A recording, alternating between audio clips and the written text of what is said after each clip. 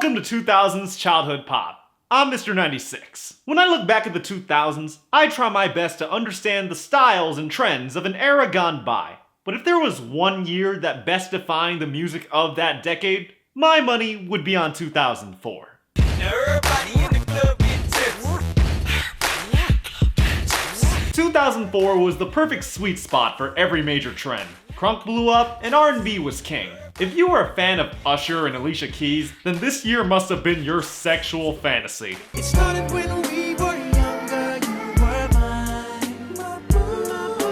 Honestly, 2004 might be one of the best years in Hot 100 history. The bad stuff wasn't that bad, the great stuff was legendary, and the average stuff was at least passable. In fact, of the songs eligible for this list, I only found 14 songs total in the negative range. So yeah, this list is honestly going to be quick.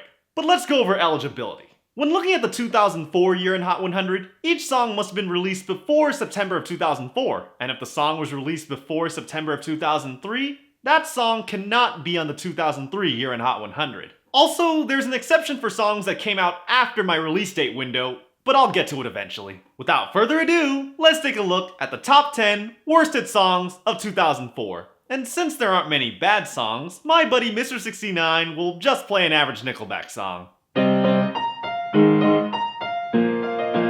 Wrong song, Mr. 69. I actually like that one.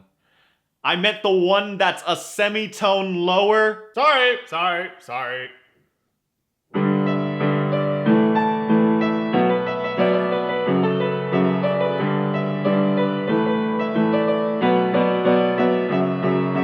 I'm actually surprised by how few songs I dislike from 2004, because there was plenty of dumb shit that seemed made for me to pick apart.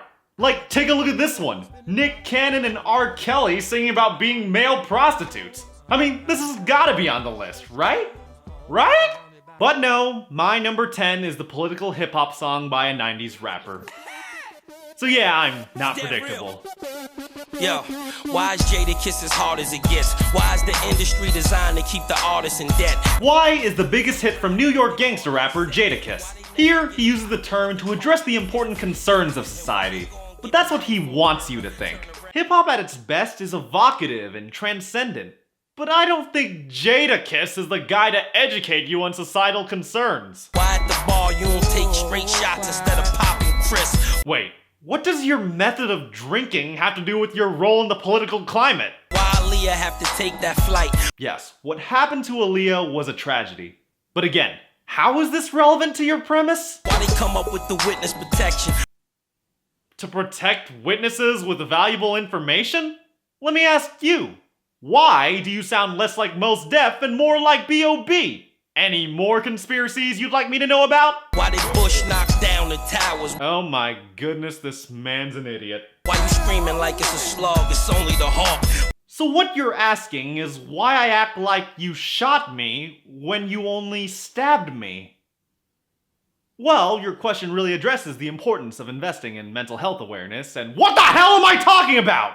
I could go on all day, but let me sum this up. The first verse has some legitimate questions, but it goes way off the rails past the 1/3 mark. I always hear complaints about how music back in my day used to mean something. Yeah, put this guy against Childish Gambino and Jadakiss will look even more boneheaded than he already is. Any last words? Why did Kobe have to hit that raw? Why he kissed that whore? Why? Yeah, fuck you too.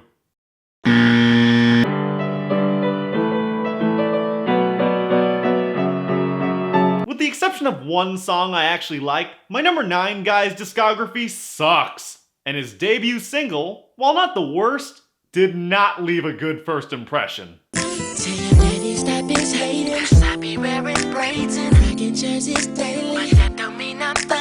Should I be surprised that the guy who made the shit pile known as Get It Shoddy sounds like a prepubescent, breathy tryhard?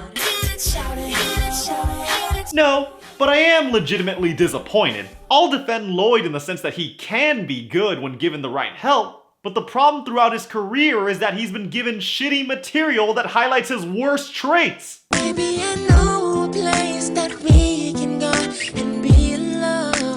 Lloyd has always had an abnormally high-pitched voice, so that part is kind of unavoidable. But even with that roadblock, having him sing this teenage acoustic lovey-dovey cheese only draws more attention to it. I mean, his manliest claim to fame is being the bedrock guy. Call me Mr. Flintstone, I can make your bed right. Which ain't exactly the greatest work of art from any of the artists involved here. And I know it looks like I hate the guy, but I said I liked one of his songs, and I meant it. Put your head on my pillow. Where this song succeeds is in giving him more polished production to work with. The smooth guitar and 808 beats provide a hip-hop edge that allows Lloyd to be a complement rather than the focus. With Southside, the song is expecting me to sympathize with him in a Romeo and Juliet kind of way, and I just don't buy it. Ashanti can find so much better than this little boy.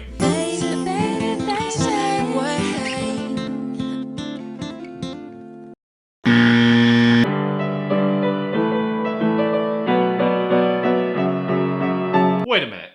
Apparently my next song is a Caribbean one. I must have made a mistake, because I have so much respect for Caribbean music. Which one is this again? Oh, yeah. For the longest while we're jamming in the party, and you're waiting on me. Oh my god. Please tell me this is actually real. Let me hold you, go caress my body. Oh sweet mercy. I thought Jason Derulo sounded awful on What You Say, but this mechanical squeal takes the cake. You got me going crazy, you turn me on, turn me on. And believe me, this man sings in that same high pitch for the entire song, barely taking a goddamn break. This song may suck, but at least it managed to produce some laughs. Hug me, kiss me, squeeze me, hug me, kiss and caress me.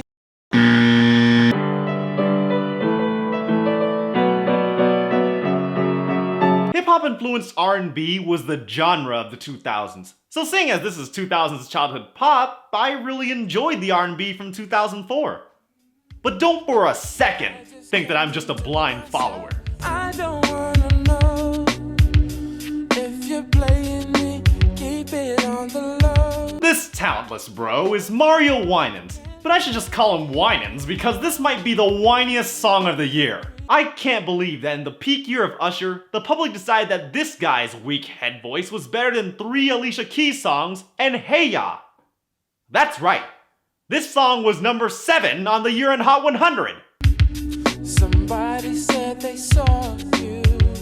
I think it's also fitting that I Don't Wanna Know is number 7 on this list. The music is just an amateur rhythm played over choir vocals failing to sound epic, and this post-breakup song is so cliche, it blends in perfectly with the other ones. I don't wanna know. No, no, no. Keep it on the low. 'Cause we don't talk anymore. Baby, keep it to yourself. I don't wanna know. Oh man, they added a soft piano chord in the second chorus? Turn on the waterworks, people, because Mario Winans will make you cry harder than Spider-Man did in that one MCU movie you know I'm talking about. Stay away I don't from wanna me. know your whereabouts or how you moving. I know when you in the house or when you cruising. My god, Winans is so pathetic, he went to P. Diddy to give him street cred, which is honestly the real sad part of this song. I am so glad this song has been mostly forgotten to this day, because I don't want any more whining from Mario Winans. I don't wanna know. Did it touch you better than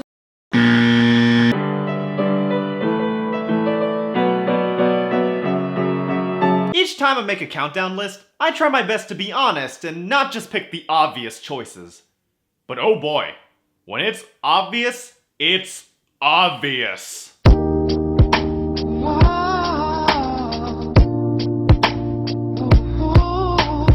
You know what? This is actually the whiniest song of the year. Eamon is an R&B singer from Staten Island, which makes sense geographically because he definitely sounds like the bratty stepchild nobody asked for.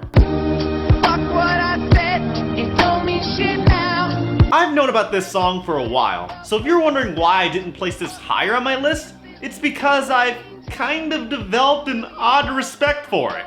You burn, bitch. I heard the story. Obviously, I don't actually respect the song. No, screw this guy. But I'm just so amazed at how he blatantly sounds like a 12-year-old singing about his first breakup. Fuck all those kisses, they didn't mean jack. Fuck you, you hoe, I don't want you back. What's actually more fascinating about this is the amount of unironic support I've seen from YouTube comments. Yeah, apparently this was the alternative to goth music for a number of angsty teens back in the day. You played me, you even gave them head. And really, I think that's more of an indictment on the number of sad individuals today who can't live a satisfying adult life. Oh, oh, yeah.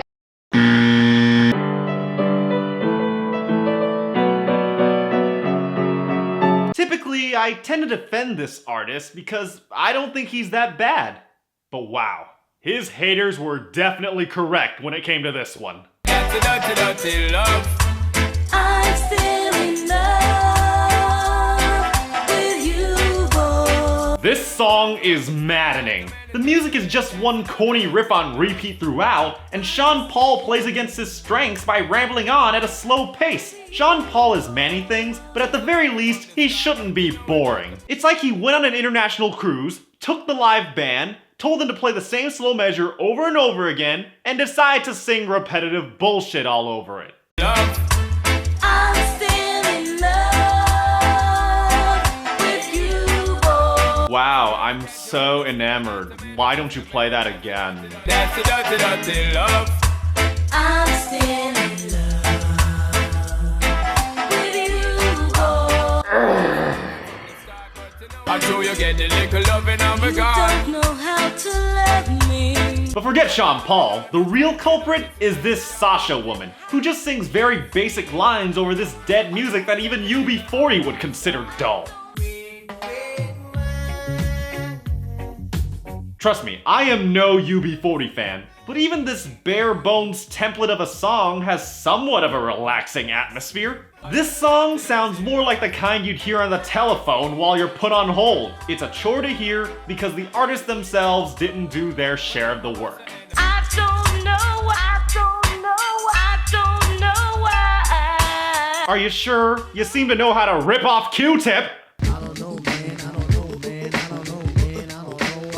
You suck.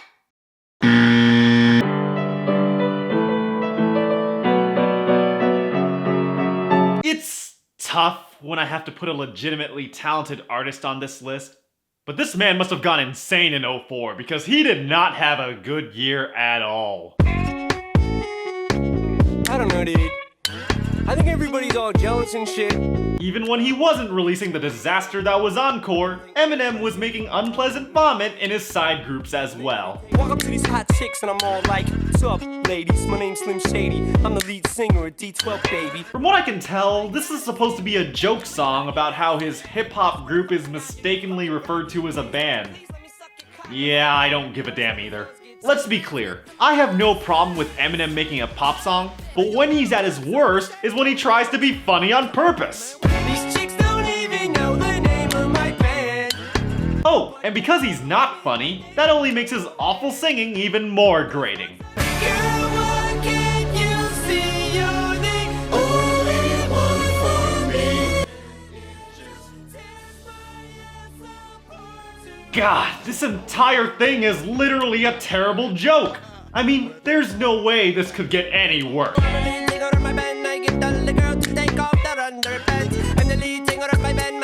Nope, I stand corrected. Let's just forget this and do some better things, shall we? Let's talk about music trivia. Did you know his song The Monster was also written and sung by Bebe Rexha? Well, that's not fair. No kidding. Those high-pitched background vocals are definitely Bebe's. The song itself was originally hers, but once it got re-recorded, she didn't even get credited as a featured artist. Man, the music industry's full of dicks. Where'd everybody go? To salvage the rest of their careers.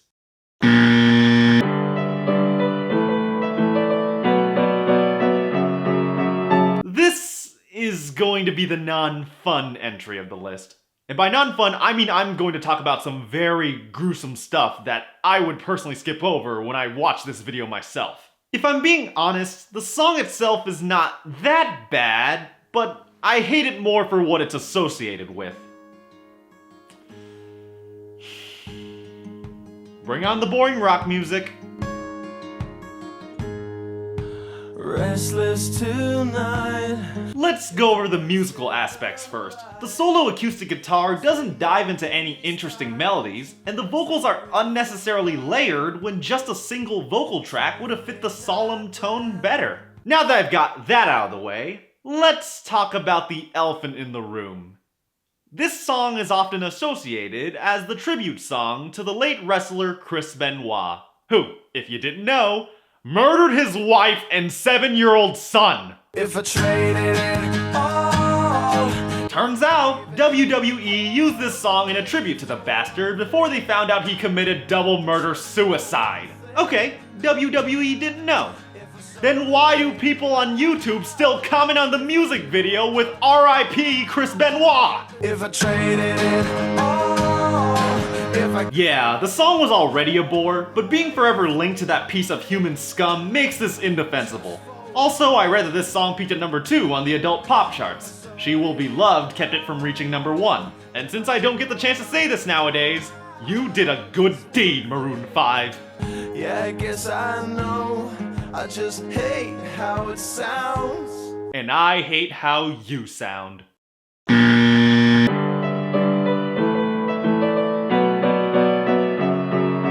While we love to complain about how hip-hop is crap today, don't forget that there was some brain-dead garbage back in the day as well.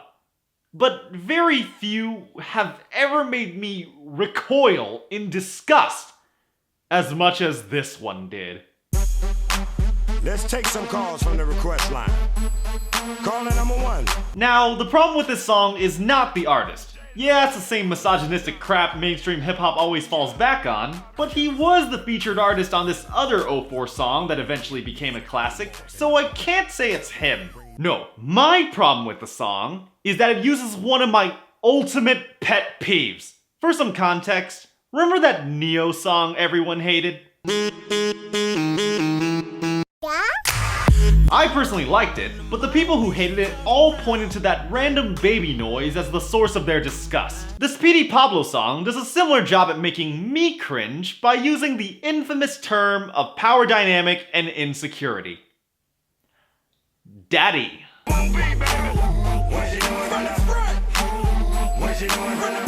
Oh god. Look, the word daddy itself is not the issue. The issue is the context. I'm a firm believer that you only say daddy when you're talking to your actual dad. Because otherwise, all I hear is the glorification of disappointment and desperation.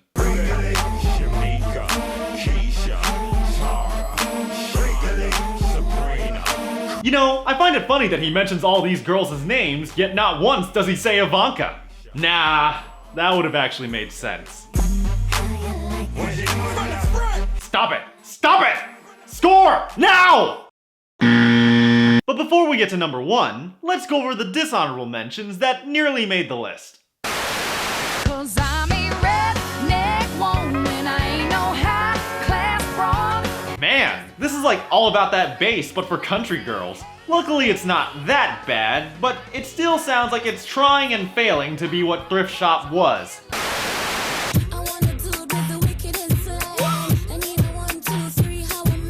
This just sounds cheap and repetitive. Despite the fact that the main artist is the king of dancehall, the female vocalist here gives a negative level of effort.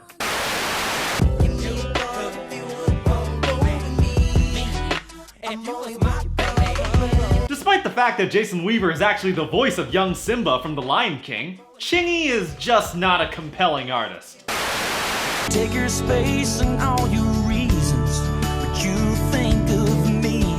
You see, this is the kind of sneaky crap country fans love, even though it's really a salty diss track. And now, it's time to reveal the worst this year had to offer.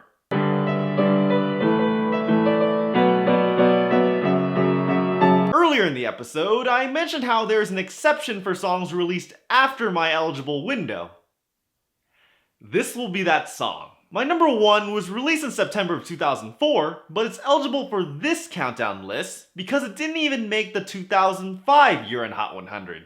I call it the Like I Love You clause. So with that being said, I now apologize for the worst hit song of 2004.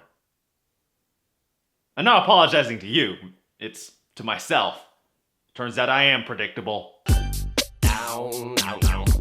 Down, down, down. Surprise to no one. Yeah, this blast from the past is just an ugly Frankenstein of a song. Guess who's back with a brand new rap? And I don't mean rap as in a new case of child investigation accusation. What? Was that supposed to be witty?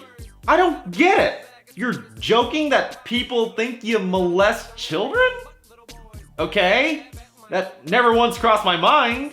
So, is there something I should know about you? So I was outside with Tiffany the other day, but the storm got real bad. So I went inside. Not her vagina, no. I meant I took her to my basement. My house! I'm gonna make you dance, get your chance. Yeah, boy, shake that thing. Oops, I mean girl. Wait, was that young Allison Stoner? Huh, I wonder what she thinks of this video looking back. Alright, now lose it. Just lose it. You know, I was willing to accept this as just a random, forgettable mess, but no. He takes it upon himself to remind us of how far he fell. Guess who's back again. Guess who's back again? Everything looks like it's 8 Mile now. The beat goes back and everybody lose the sound. Now snap back to reality. Look, it's B-Rap. Snap back to reality. Oh, there goes gravity. Stop ruining your classic hits! Give a little poot poot, it's okay. Oops, my CD just skipped, and everyone just heard you let one rip. Now, Okay, we've crossed the line on tolerance. Once you start making fart jokes, you get no pass from me. I'm Mr. 96, and by the time you see this, I will have gotten my bachelor's. So I'm off to Spain for a few weeks. Pop songs may come in numbers, but there's only one 96.